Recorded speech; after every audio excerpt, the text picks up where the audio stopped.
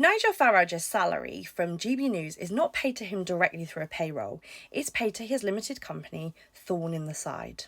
And that's not a coincidence, it's a strategy. It gives him options most workers never get. And while this sounds to a lot of people like a clever way to cut tax, if he drew that money out of the company right now, it would actually end up costing him more tax than if he drew it as a salary. So let's break it down. Nigel Farage already gets a £93,904 salary as an MP.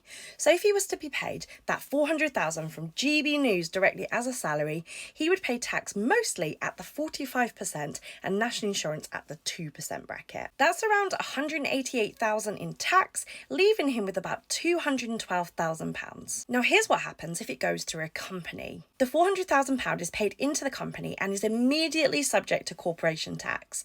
Because the amount is so high, the rate is 25%, which leaves him with £300,000 and a corporation tax bill of £100,000. That leaves Nigel with £300,000 that he can draw out as dividends.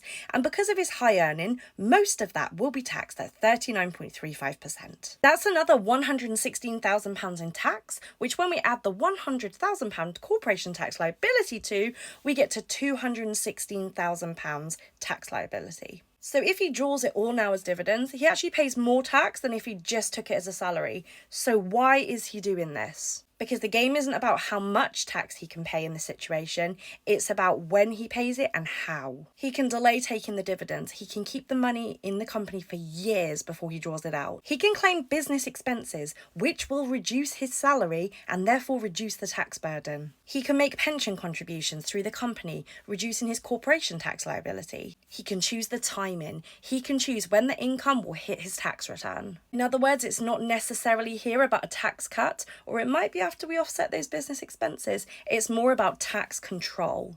And that's where it gets uncomfortable, because normal workers don't have this kind of control over their taxation. Their tax comes out every month automatically through PAYE. But people like Nigel Farage can legally shift the timing and the shape of their taxation. So no, Nigel Farage isn't necessarily avoiding tax by routing his income through his company.